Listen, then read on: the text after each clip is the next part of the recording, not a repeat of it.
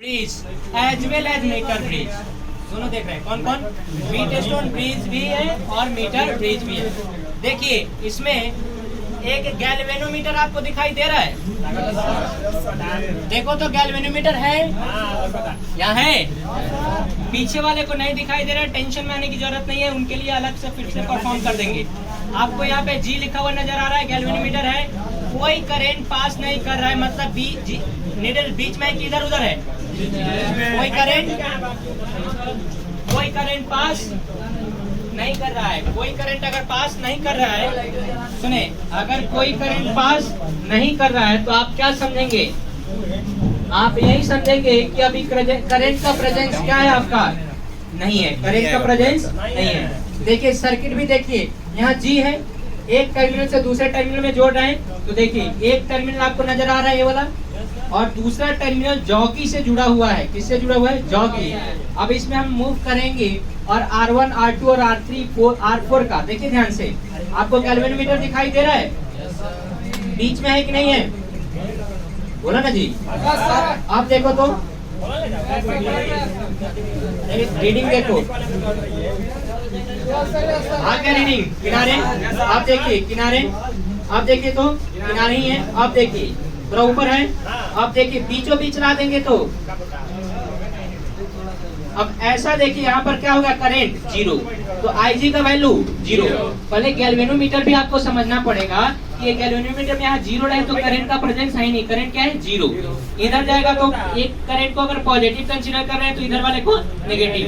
अब ध्यान से देखें आप कि यहाँ पर करंट अगर पहले से नेगेटिव है, धीरे धीरे आगे बढ़ाते गए तो देखिए धीरे धीरे आगे बढ़ाते जाएंगे, करंट का वैल्यू मैक्सिमम से धीरे धीरे कम हो रहा है। और एक ऐसा सिचुएशन आएगा, एक ऐसा लेंथ होगा जहाँ पर करंट क्या हो गया है? जीरो। IG का वैल्यू क्या हो गया है? जीरो। इसी कंडीशन पर R1/R2 क्या क्या?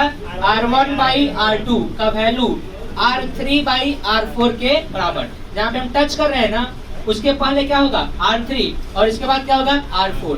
देखिए बैटरी से कनेक्ट किया गया है। देखिए बच्चा बैटरी रखा हुआ है कि नहीं? तो देखो तो बैटरी से कनेक्ट किया गया है कि नहीं?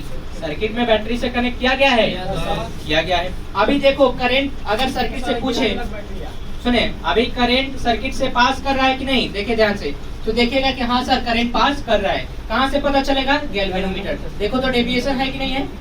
अरे है ना, अभी डेविएशन। ध्यान से देखो, डेविएशन नहीं है, है ना डेविएशन, मतलब करंट पास कर रहा है। अब धीरे धीरे डेविएशन का वैल्यू कम होते जाएगा और एक ऐसा वक्त आएगा कि डेविएशन क्या हो जाए? जीरो। देखो तो डेविएशन लगभग जीरो के आसपास पहुंचा कि नहीं? और इसके आगे ले जाएंगे तो करंट हमारा पॉजिटिव में चला जाएगा। ध्यान से देखो, जा रहा है? नहीं बोल रहा है, जा रहा है कि नहीं? पॉजिटिव में करंट नहीं जा रहा है जी।